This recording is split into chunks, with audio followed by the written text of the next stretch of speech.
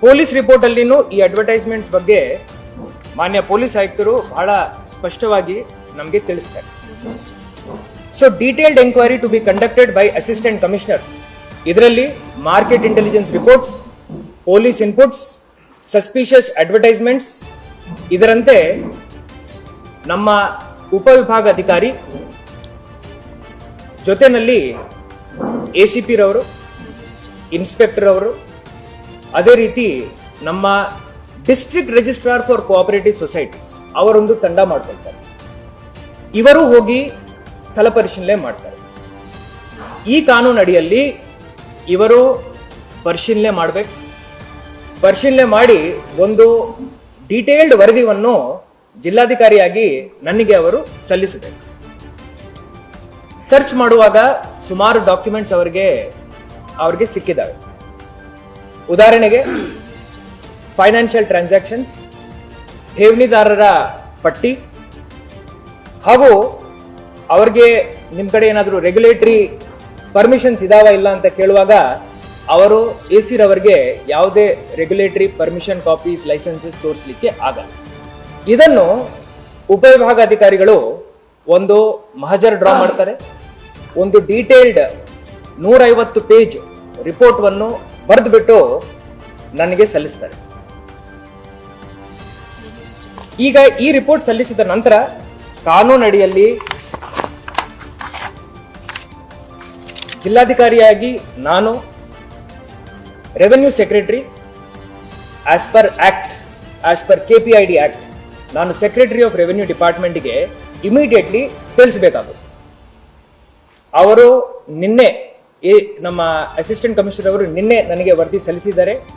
ನಾನು 2 ತಾಸು ಆ ವರದಿಯನ್ನು ಓದಿ ಅದರಲ್ಲಿ ಇರುವಂಥ ನ್ಯೂನತೆಗಳನ್ನು ನಾನು ವೆರಿಫೈ ಮಾಡಿಕೊಂಡು ನಿನ್ನೆ ರಾತ್ರಿ ಸರ್ಕಾರಕ್ಕೆ ಆ ವರದಿಯನ್ನು ಸಲ್ಲಿಸಿದೆ. ಸರ್ಕಾರ ಹಂತದಲ್ಲಿ ಈಗ ಆಗೋ ಕೆಲಸ ಏನಂದ್ರೆ, ನಮ್ಮ ಅಪರ ಮುಖ್ಯ ಕಾರ್ಯದರ್ಶಿಗಳು, ಕಂದಾಯ ಇಲಾಖೆಯವರು ಸ್ಟೇಟ್ ನೋಡಲ್ ಆಫೀಸರ್ಗೆ, ಕಾಂಪಿಟೆಂಟ್ ಅಥಾರಿಟಿಗೆ ಅವರು ನೇಮಕ ಮಾಡ್ತಾರೆ.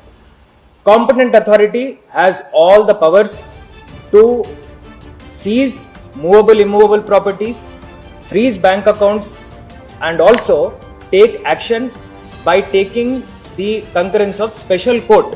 ಒಂದು ಸ್ಪೆಷಲ್ ಕೋರ್ಟ್ ಈ ಆಕ್ಟ್ ಅಡಿಯಲ್ಲಿ ರಚನೆ ಮಾಡಲಾಗಿದೆ. ಇದರಲ್ಲಿ ಪ್ರೈಮಾ ಫೇಸಿ 35,000 ಜನ ಅಂತ ನಾವು ಏನ್ ಹೇಳ್ತಾ ಇದೀವಿ, ಪ್ರತಿಯೊಬ್ಬರಿಂದ ಇವರ ಅಡ್ವರ್ಟೈಸ್ಮೆಂಟ್ ಪ್ರಕಾರ ಮಿನಿಮಮ್ ನನಗೆ 1 ಲಕ್ಷ ತಾವು ಹ್ಯಾಂಡ್ ಲೋನ್ ಕೊಡಬೇಕು, ಠೇವಣಿ ಇಡಬೇಕು ಅಂತ ಹೇಳಿ ಏನ್ ಹೇಳ್ತಾರೆ, ಇದರದು ಕ್ವಾಂಟಮ್ 50 ಕೋಟಿ ಮೀರಿ ಹೋಗುತ್ತೆ. ಅದು ಎಷ್ಟು ಹೋಗುತ್ತೆ ಅಂತ ನಾನು ಈಗ ಹೇಳಲ್ಲ, ಬಟ್ 50 ಕೋಟಿ ಮೀರಿ ಹೋಗುತ್ತೆ. 50 ಕೋಟಿ ಮೀರಿ ಹೋದ ನಂತರ ಪೊಲೀಸ್ ಇಲಾಖೆಯವರು, ನಮ್ಮ ಪೊಲೀಸ್ ಆಯುಕ್ತರು ಒಂದು ಡೆಸಿಷನ್ ತಗೊಂಡು ಇದು ಬಹುಶಃ ಅವರು CID ಅವರಿಗೆ ಹ್ಯಾಂಡ್ ಓವರ್ ಮಾಡ್ತಾರೆ. ಫೈನಲಿ ಈ ಒಂದು ಮಾಧ್ಯಮದ ಗೋಷ್ಠಿಯಿಂದ ನಾನು ಎಲ್ಲ ಜನಸಾಮಾನ್ಯರಿಗೆ ಏನ್ ಹೇಳಲಿಕ್ಕೆ ಬಯಸುತ್ತೇನೆ ಅಂದ್ರೆ, ಈ ಅನ್ರೆಗ್ಯುಲೇಟೆಡ್ ಪಾನ್ಜಿ ಸ್ಕೀಮ್ಸ್ ಇದಾವೆ. ನಾವು ಮಾಧ್ಯಮದಲ್ಲಿ ನಾನಿರ್ಲಿ, CP ರವರಿರ್ಲಿ, SP ರವರಿರ್ಲಿ, ನಾವು ಸರಿಸುಮಾರು 1000 ಸತಿ ಹೇಳಿದೆ, ಈ ಜಾಸ್ತಿ ಇಂಟ್ರೆಸ್ಟ್ಗೆ ತಾವು ಟೆಂಪ್ಟ್ ಆಗ್ಬಿಟ್ಟು ನಮ್ಗೆ ನೀವು 1000 ರೂಪಾಯಿ ಕೊಟ್ಟಿದ್ದೀರ ಅಂದ್ರೆ 2,000 ಸಿಗುತ್ತೆ, 3,000 ಸಿಗುತ್ತೆ ಅಂತ ಯಾರು ಹೇಳ್ತಾರೆ, ಇವೆಲ್ಲ ಫ್ರಾಡ್.